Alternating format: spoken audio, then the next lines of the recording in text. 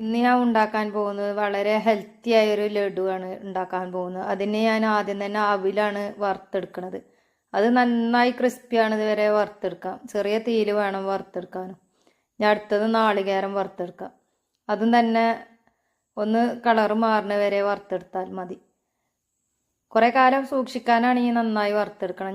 ഞാൻ അടുത്തത് നിലക്കടലയാണ്, അതും വറുത്തെടുത്തു. പിന്നെ ശർക്കര പാനി ഒരുക്കിയാണ് ചെയ്യുന്നത്. ആ സമയം കൊണ്ട് ഞാൻ നാളികേരം അവിലും കടലയൊക്കെ പൊടിച്ചെടുക്കുകയാണ് ചെയ്യുന്നത്. കടല പൊടിച്ചിന സമയത്ത് ഞാൻ 3 ഏലക്കായ ചേർത്തിക്കണ്. ചെറുതായി ക്രഷ് ചെയ്തതിൻ്റെ ശേഷം ഞാൻ കുറച്ച് മാറ്റി പിന്നെ ഫൈനായിട്ട് പൊടിച്ചെടുത്തിക്കുകയാണ് നിലക്കടല.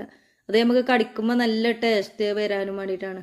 ശർക്കരപ്പാനി ഞാൻ അരിച്ചെടുത്തതിൻ്റെ ശേഷം കടായിലേക്ക് തന്നെ ഒഴിച്ചു കൊടുത്ത് അത് തിളപ്പിച്ചെടുത്തതിൻ്റെ ശേഷം ഞാൻ ഇതിലേക്ക് പൊടികളെല്ലാം ചേർത്ത് നന്നായി മിക്സ് ചെയ്തതിന് ശേഷം സ്റ്റൗ ഓഫ് ചെയ്തു.